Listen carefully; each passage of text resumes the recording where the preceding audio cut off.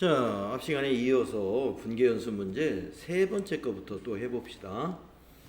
자, 1월 3일 날 거래은행에서 70만 원을 6개월간 차입하여 보통 예금에 입금했다. 그러면 여기서 보통 예금이라는 개념 과목을 우리가 찾을 수가 있어요. 보통 예금도 자산에 해당되는 개념 과목입니다. 그러면 보통 예금에 입금시켰다라고 하면은 우선 보통 예금 하나만 생각을 해볼까요? 보통 예금에 입금했다. 그러면 보통 예금을 차변에 적을까요? 대변에 적을까요? 그렇습니다. 그래서 차변에다가 보통 예금 70만 원을 기록해야 되겠죠? 그리고 이거는 자산 증가에 해당이 됩니다. 자, 그러면 상대 개념 과목은 뭔지 한번 생각해 보면요. 자, 보통 예금이 70만 원 증가했다는 결과의 원인을 한번 보세요. 은행에서 6개월간 차입했다. 6개월에 갚기로 하고 은행에서 또 차입은 돈 빌리는 거죠. 개념 과목이 차입금인데요. 이 차입금도 단기와 장기가 있습니다. 아까 대여금에서도 1년 이내에 회수하기로 하고 빌려주면 단기 대여금이었듯이 이 차입금도 1년 내에 상환하기로 하고 빌렸다면은 단기 차입금이라는 개념 과목으로 사용합니다.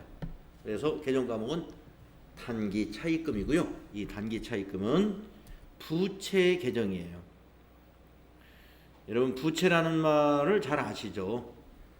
부채라는 것은 의무가 발생하면 회계로 인식합니다. 의무가 발생하는 것. 자, 우리 회사 통장에 70만 원이 돈이 어디서 나서 입금했어요? 은행에서 빌려서 입금했죠. 그럼 우리는 6개월에 갚아야 할, 즉 상환해야 될 의무가 발생한 것입니다. 부채는 우리가 이행해야 될 의무를 기록하는 것이 부채입니다. 자, 그러면 부채의 증가이기 때문에 대변에 기록하는 거죠. 단기 차입금 70만 원. 이것은 왜 대변에 기록했냐면은 부채 증가라는 내용이죠. 그래서 이 결합은 차변 요소인 자산 증가 요소와 대변 요소인 부채 증가 요소의 결합이죠. 성립되는 거래죠. 차변 요소에 자산 증가가 있고 대변 요소에 부채 증가가 있는가를 한번 생각해 보시라 이거. 있어요. 잘 결합이 된 겁니다. 다음에 네 번째 걸 보겠습니다. 1월 20일 날 급여 3만 원을 보통예금에서 이체하여 지급했다. 네, 급여 3만 원 받는 근로자는 없겠지만 이제 간단하게 숫자를 줄이기 위해서 그냥 3만 원이라고 했다. 이렇게 이해하시고 여기서 개념 과목을 찾아보는 거예요. 급여. 이거 비용 개념 과목 중에 아주 많이 쓰는 개념 과목이에요. 급여. 그리고 여기 보통예금도 보이네요. 개념 과목 2개 우리가 찾을 수 있습니다. 그러면 자, 급여 3만 원을 보통예금에서 이체해서 지급했어요. 그러면 급여부터 한번 생각해 보겠습니다. 급여가 비용입니다. 비용이 지금 발생한 것이죠. 자, 비용 발생은 거래의 8요소에 차변 요소이죠. 그렇습니다. 그래서 차변에 기록합니다. 급여 3만 원. 이 거래의 결합은 비용 발생입니다. 대변 요소는 보통예금이죠. 보통예금이 3만 원. 이 결합은 자산의 감소입니다. 차변 요소 중에 비용 발생 요소와 대변 요소에 있는 자산 감소 요소의 결합이에요. 잘 분계된 겁니다. 다음에 다섯 번째 거도 한번 해보겠습니다. 단기 대여금을 우리가 빌려준 돈이 있는데 단기 대여금에 대해서 이자가 5만 원 이자가 5만 원을 현금으로 받았대요. 그러면 여기서 개정 과목이 지금 단기 대여금도 보이고 이자도 보이고 현금도 보이는데 우리가 단기 대여금 받은 거예요? 이자 받은 거예요? 이자 받은 겁니다. 그래서 여기서는 지금 이 이자가 단기 대여금 때문에 이자지 이것만 이해하시면 돼요. 이자 그러니까 단기 대여금은 참고사항이야. 직접적으로 회계 처리해야 될 것은 저 이자와 현금입니다. 그러면 일단 현금만 한번 생각해 볼게요. 현금을 받았으므로 현금 계정을 차변에 적습니까? 대변에 적습니까? 그렇죠. 그걸 이제 결정합니다. 차변. 예? 현금 5만 원. 현금이 증가했죠. 자산의 증가는 차변이다. 그래서 현금 계정 차변에 기록해야 됩니다. 그러면 자연스럽게 이자는 대변에 기록하는데 자, 그러면 개정 과목이 이자 이런 개정 과목이 과연 있느냐 이거예요. 자, 요 이자가 받는 이자죠. 그럼 이자가 주는 이자도 있을 텐데 우리가 아까 은행에서 차입한 거 그건 이자를 우리가 줘야 되겠죠. 그때는 주는 이자는 비용이요, 받는 이자는 수익입니다. 근데 개정 과목 이름이 똑같이 쓸 리는 없겠죠. 어떻게 쓰느냐? 받는 이자는 개정 과목이 이자 수익입니다. 주는 이자는 이자 비용 이렇게 만들어져 있습니다. 너무 쉽죠? 예. 그래서 이자에는 수익도 있고 비용도 있는데 받는 이자가 수익이죠. 이자 수익 또 주는 이자는 이자 비용 이렇게 비용으로 비용 개정 과목과 수익 개정 과목이 앞에 이자는 같은데 뒤에 두 자가 틀려요.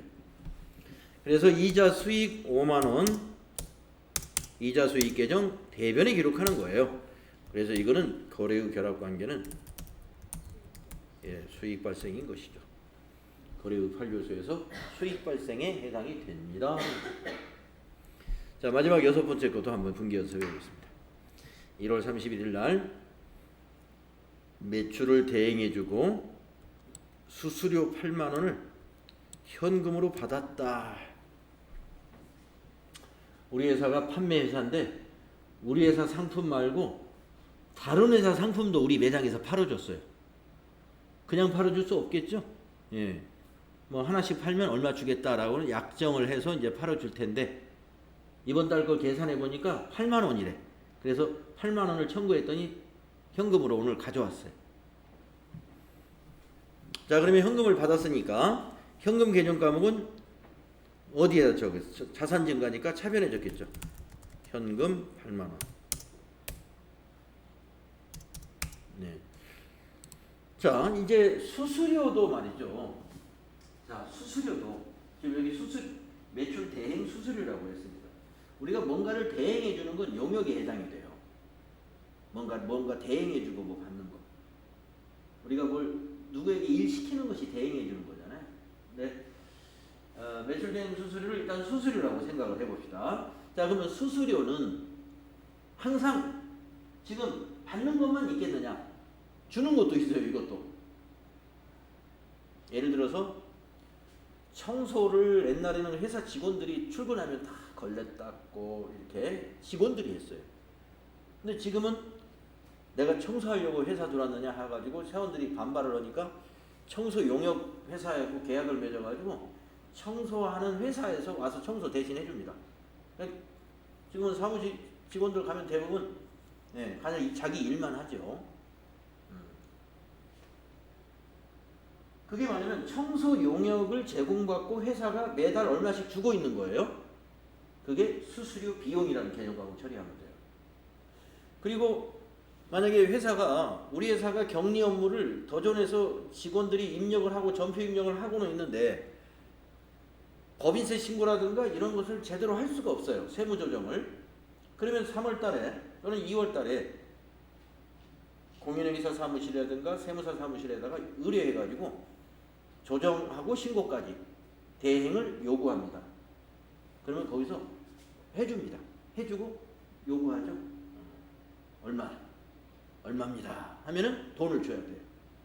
세무신고, 세무조정 해주고 우리가 주는 거. 이건 비용입니다. 수수료 비용이에요. 그래서 아까 이자에서도 이자 수익이 있는가 하면 이자 비용이 있었듯이 수수료라고 하는 개정 과목도 뒤에다가 수익을 붙이면 받는 수수료, 뒤에다가 비용을 붙이면 우리 회사가 지불하는 수수료가 되는 거예요. 비용이 되는 거예요. 그래서 이거는 우리가 받는 거니까 수수료 수익이라고 개정 과목. 수수료 수익 금액은 8만 원. 자, 거래 후 결합 관계는요. 이 수익의 대변에 적은 것은 우리가 수익 발생 시에 이렇게 적습니다. 그리고 아까 차변의 현금은 자산 증가 시에 이렇게 적습니다.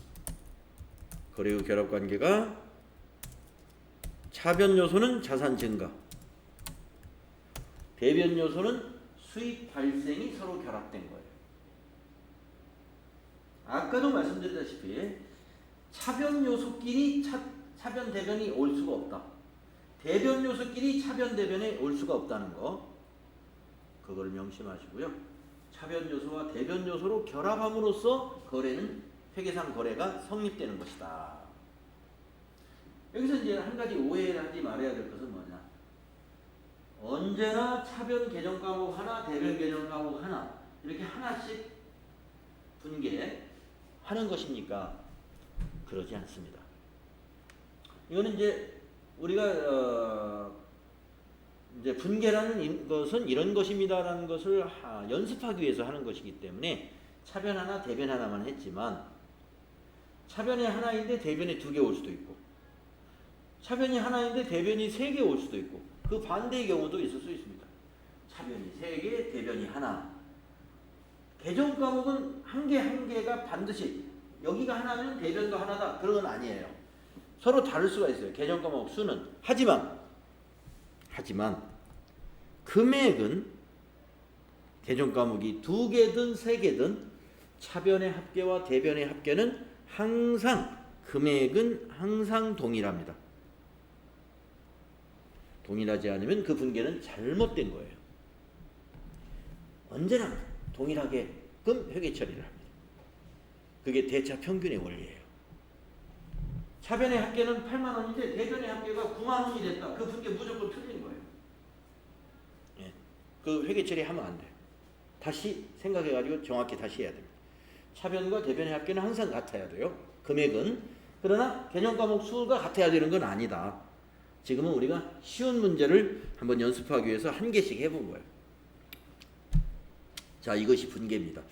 이거를 여러분이 잘 할 수 있다는 것은 회계 실무를 잘 할 수 있다고도 말할 수 있어요. 그래서 우리가 이제 우리 회계 공부를 이렇게 말합니다. 분계로 시작해서 분계로 끝난다라는 설이 있어요. 네. 회계 공부를 시작을 했더니 여러분이 회계 공부하기 첫날부터 분계를 공부한단 말이에요. 지금 여러분들은 하루에 2교시씩 하기 때문에 첫날 OT 뭐 하다 보니까 시간이 가서 첫날 분계 연습을 안 했죠. 대부분 회계 공부 하루에 5시간짜리 6시간짜리 하다 보면 회계 실무 하다 보면 첫날 되게 분계 이해가 나옵니다. 그런데 무슨 시험을 본다든가 이럴 때 끝날 때까지도 분계를 하고 있는 거예요. 사실 보면. 그래서 그만큼 우리 회계 실무에서 분계라는 것은 핵심이다 이렇게 보시면 돼요. 분계가 핵심이에요. 사실 모든 거래를 분계로 표현할 수 있는 사람은 회계장이죠. 잘하는 거예요. 실무를 잘할 수 있는 사람이에요. 그래서 매우 중요한 작업이다. 자, 이제 책으로 한번 돌아가 보겠습니다. 이제 분계가 어떤 작업인지를 우리가 이해를 했습니다. 다음에 회계의 순환 과정의 3번째 단계는 전기를 하는 작업인데 이 전기란 건 뭐냐?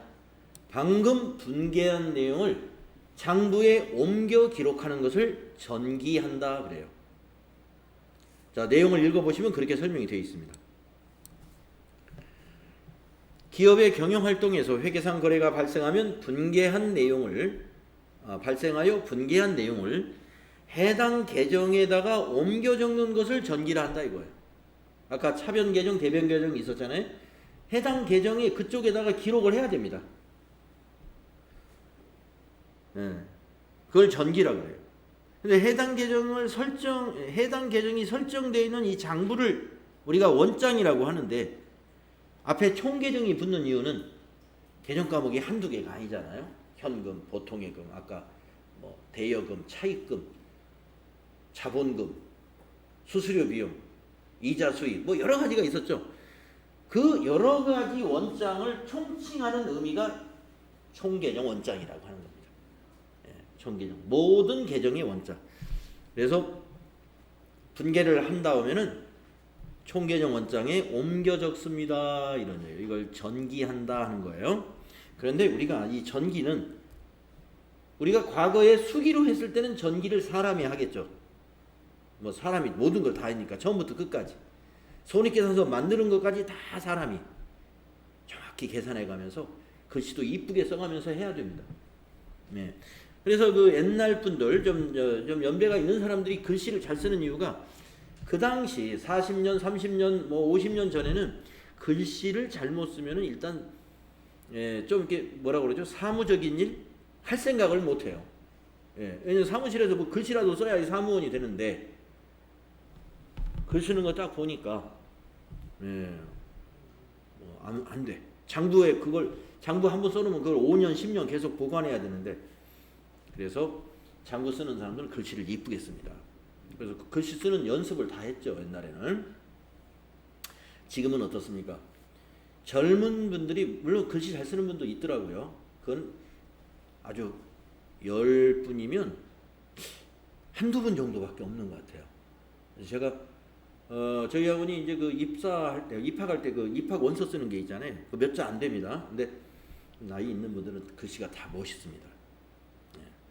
많이 써본 솜씨예요. 우리 젊은 분들일수록 90년대생, 80년대 후반 뭐 이렇게 되신 분들을 이렇게 보면은 글씨가 한글이 너무 모양이 안 나게 써요. 이쁘게 쓸 수도 있는데, 그거는 뭐냐?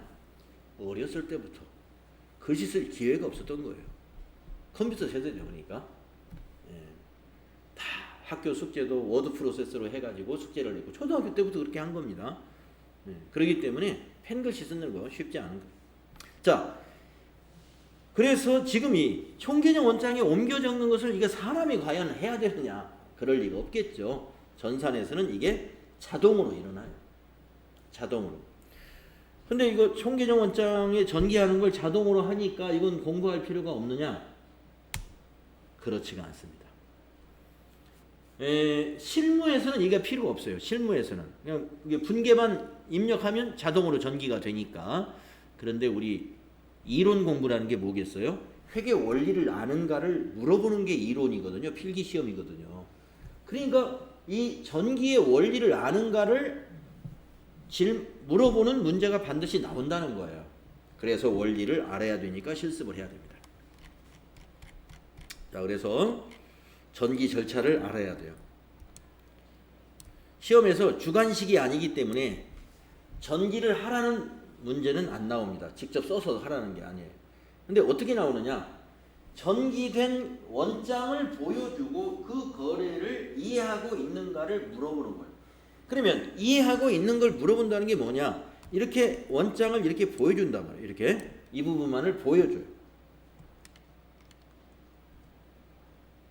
시험에서 이 부분을 이렇게 딱 그림으로 해놓고 여기다 번호를 딱 붙여놓는다. 예를 들어서요, 1번 해놓고 이 1번 거래에 대해서 바르게 설명한 것은 이런 내용 하나도 안 보여주고, 그럼 우리가 어떻게 이거 1번 거래가 어떻다는 것을 이해를 해야 되냐면, 전기 원리를 아는 사람은 이 계정 과목이 상품이네, 여기를 먼저 봐야 돼. 지금 총계정 원장인데 이게 무슨 계정 과목인가를 딱 봐야 돼요. 제일 먼저 봐야 될 게 이거예요. 상품이네. 자, 상품은 자산이다. 재고자산이다. 자산. 그러니까 상품이 자산이라는 건 여러분 앞으로 외워야 될 거예요. 이게. 상품은 자산이에요. 차변에 기록했네. 차변에 기록했네. 분계에서 차변에 있었다는 거예요. 이거 보세요. 상품 차변 이렇게 있죠. 그러니까 상품 계정 차변에 기록한 거예요. 분계가 상품 차변이니까 원장의 장부에서도 상품 계정 차변에 기록한 거예요. 그럼 뭐냐? 상품이 자산인데 차변에 기록했다는 것은 상품이 증가했다는 거죠. 상품이 왜 증가했겠어요? 사왔다는 얘기 아니겠어요? 사왔든 어떻게든 우리가 받은 거예요, 상품이. 근데 이 현금이라는 건 뭐냐? 분계의 상대 계정 과목이에요. 이 금액 앞에 기록된 이 계정 과목은 상대 계정 과목을 우리가 이 T 계정에서 표시합니다. 약속이에요. 이렇게 약속. 그래서 상품이 20만 원 증가했는데 그 원인은 현금이라는 거예요. 그러니까 대변의 요소가 현금이었다. 그러면 이제 머릿속에 딱 정리가 되죠. 차변의 상품, 대변의 현금인 거래구나. 이 분계가 머릿속에 딱 떠올라야 돼. 그러면 그 거래 설명을 찾으면 되죠. 현금으로 상품을 구매했다. 이런 비슷한 설명이 답이 됩니다. 그런 문제를 출제를 하는 겁니다. 이 전기되는 원리를 아는가? 이걸 알아야 돼요. 자, 그래서 전기 절차를 보시면 이렇게 되어 있습니다. 1번 분계할 때 기록된 분계의 해당 계정을 찾으시오. 자, 그러면 지금 이게 상품 20만 원을 현금으로 구입했다라고 했어요. 그때 분계가 이렇게 됩니다. 그때 분계가 차변의 상품 20만 원, 대변의 현금 20만 원, 자산 증가와 자산 감소가 결합되는 분계예요. 그래서 해당 계정 과목을 찾아갑니다. 자, 상품을 기록하려면 상품 원장을 찾아라 이 말이에요. 찾아왔죠? 2번 차변 계정에 분계된 금액을 총 계정 원장 해당 계정의 차변에다 기입한다. 자, 지금 상품이 차변이에요. 그래서 그게 상품을 찾아가지고 차변에다 기입했어요. 네. 다음 3번 대변 계정에 분계된 금액을 총 계정 원장 계정에 대변에다 기입해라. 그래서 자, 현금을 찾아가지고 현금이라는 자산을 찾았어요. 찾아가가지고 현금 대변에다가 기록했어요. 20만 원. 그런데 4번에 보면 금액 앞에다가 상대 계정 과목을 기입한다. 이 원리가 있다. 상대 계정 과목을 기입한다. 그러니까 현금의 대변에다가 금액은 기록하지만 앞에 적는 내용은 상품 이렇게 적는. 이거 상대 계정 과목 상품. 또 상품 계정 차변에다가 금액 20만 원 적긴 하는데 여기에 적는 것은 상대 계정 과목. 현금이라고 적어준다. 그러니까 이걸 안 보고라도 이것만 봐도 차대변이 다 나오는 거예요. 상품 계정 차변, 현금 계정 대변이라는 거예요. 자, 이것만 보고 현금 대변, 상품 차변이라는 얘기예요. 그래서 이 T 계정 볼 줄 알아야 됩니다. 매우 중요해요. 전기 절차가 이렇게 되기 때문에. 근데 우리가 실무에서는 전기는 자동으로 일어나는 겁니다. 별도의 입력을 하지 않아요. 전기하라고 명령을 내리지도 않습니다. 점표를 입력하자마자 자동으로 기록이 돼버립니다.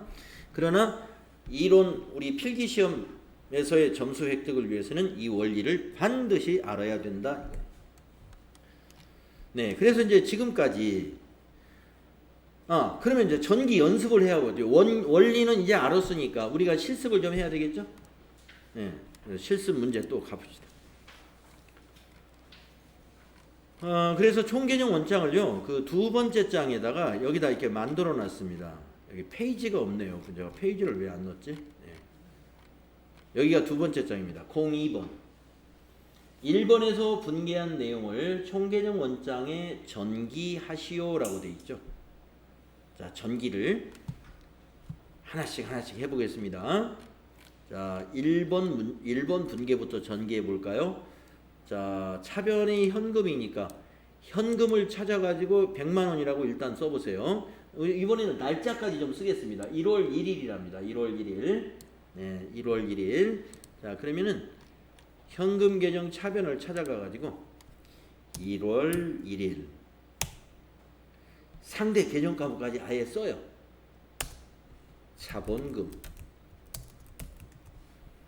1,000,000,000 이렇게 한꺼번에 써버려요.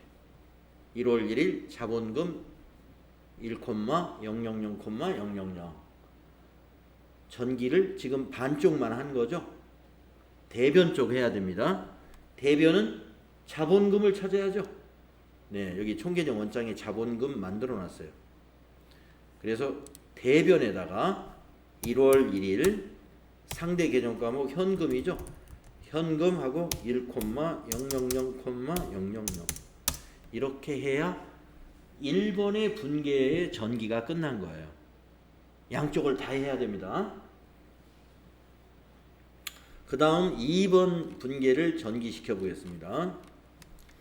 단기 대여금을 찾아가 가지고 차변에다가 적는 겁니다. 날짜는 1월 2일로 하겠습니다.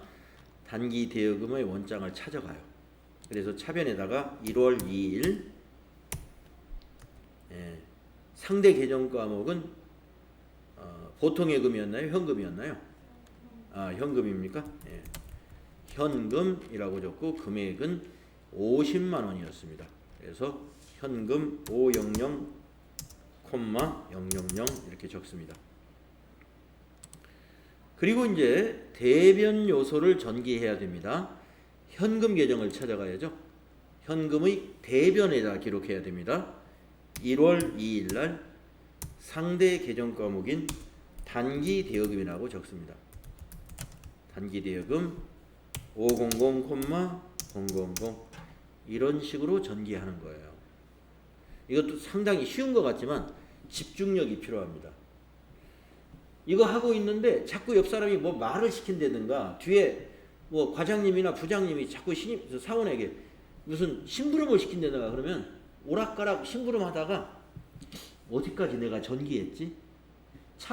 예를 들어서 2번 전표에 차변은 장부에다 적었는데 그걸 잘 체크를 안 해놓는다든지 어떤 장부에 표시를 안 해놓으면 장부가 이렇게 한눈에 다 보이는 게 아니에요. 옛날 장부는 다 이렇게 책으로 되어 있습니다. 몰라요. 이 전표? 아까 다 했지? 사실은 차변밖에 안 했는데. 그리고 넘기면 어떻게 될까요? 안 맞아가지고 나중에 그걸 찾아내는데 또 시간을 많이 써야 됩니다. 그래서 이렇게 전기하고 이럴 때요. 집중력이 필요했죠. 과거에 수기로 할 때는. 지금은 뭐 노래 들으면서도 하고 합니다. 왜냐? 분계만 잘 입력하면 이거는 뭐 자동이기 때문에 그런 거죠. 자, 많이 쉬워졌고요. 자, 이제 세 번째 거 1월 3일 거래라고 쓰시고 보통예금을 찾아가서 차변에다가 상대 계정 과목 단기 차입금이라고 하면서 700,000. 자, 보통예금 차변에다가 1월 3일 단기 차입금 700,000. 그리고 단기 차입금을 찾아가셔가지고 대변에다가 1월 3일 보통예금 700,000.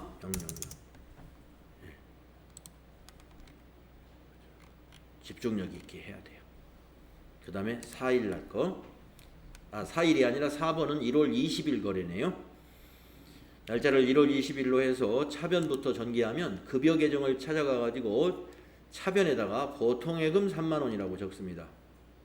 급여 계정을 찾아가가지고 차변에다가 1월 20일 보통예금 3만 원 입력하시고 보통예금을 또 찾아갑니다. 찾아가서 대변에다가 1월 20일 급여 3만 원 이렇게 기록하는 겁니다. 그러면은 이제 1월 31일 5번 분계입니다. 현금 계정을 찾아가 가지고 1월 31일 이자 수익 5만 원 이렇게 적어야 되겠네요. 현금 계정 차변을 찾아가 가지고 1월 31일 이자 수익 5만 원 이렇게 적어야 되겠습니다. 또 이자 수익 계정을 찾아갑니다. 대변에다가 1월 31일 현금 5만 원 이렇게 적어야 되겠네요.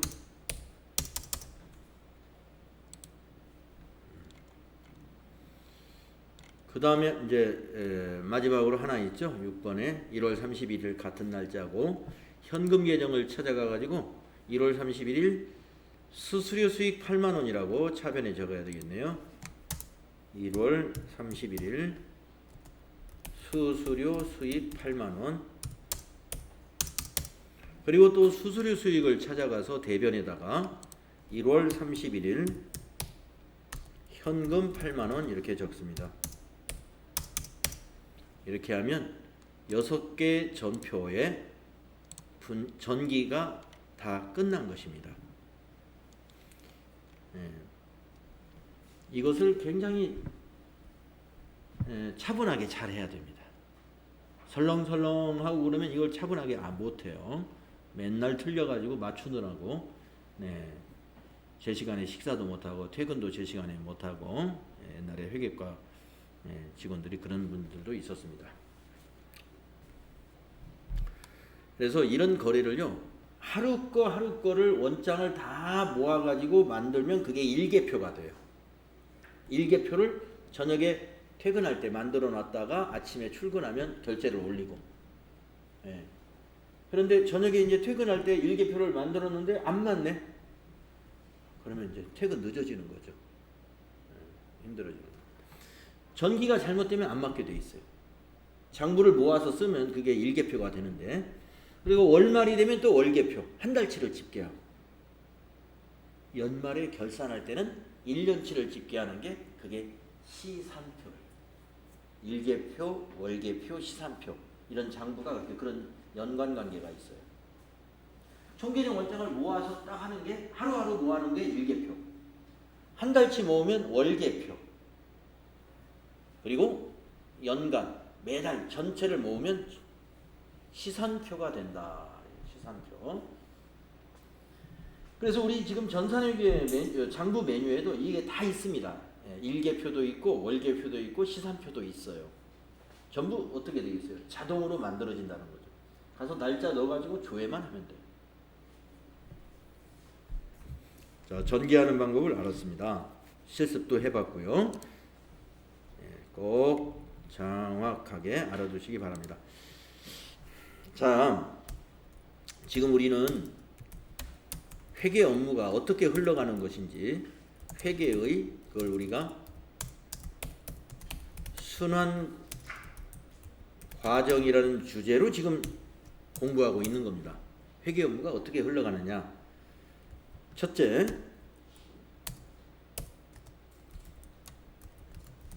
회계상 거래를 인식해야 되는 단계가 있고, 회계상 거래가 인식된다면 우리는 그걸 분계를 해야 되고, 분계라 하는 것은 우리 전산에서는 전표 입력이라는 작업을 하는 거예요. 그럼 분계를 하게 되면 어떤 그 후의 작업은 뭐가 되느냐면 전기라는 걸 해야 된다. 전기라 하는 말은 원장에다가 옮겨 적는 거죠. 총계정 원장을 말하는 거예요. 총계정 원장을 작성하는 것이죠. 한마디로 옮겨 적으니까.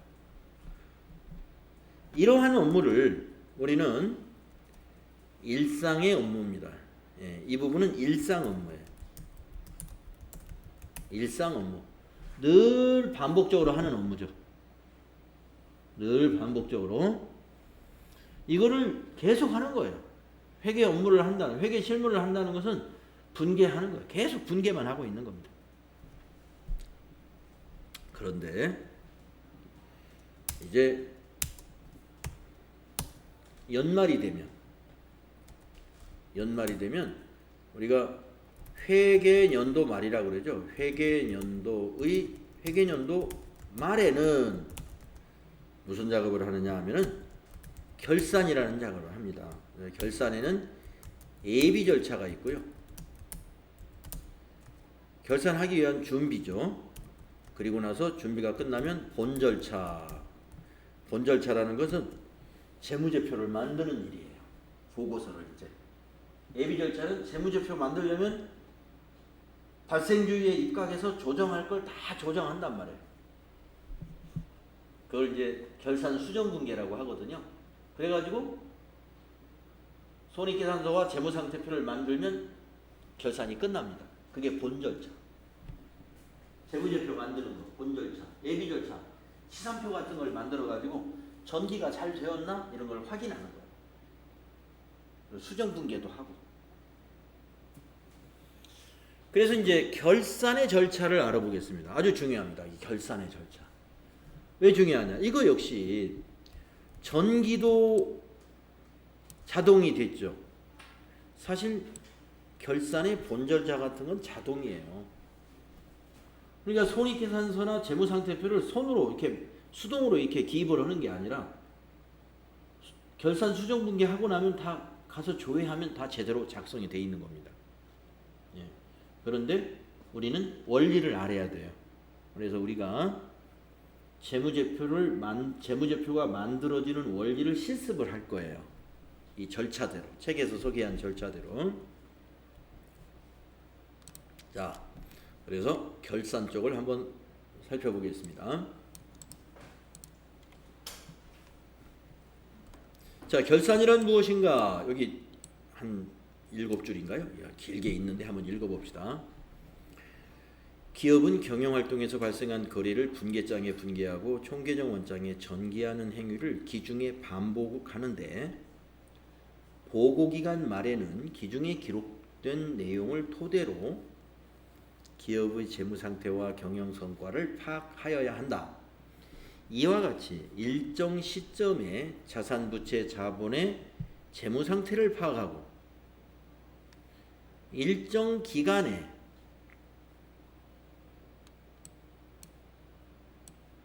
발생한 수익과 비용을 통해 경영성과를 파악하는 절차를 우리는 결산이라고 하는 거예요. 네. 결산 정의가 여기까지예요. 결산이 뭐냐?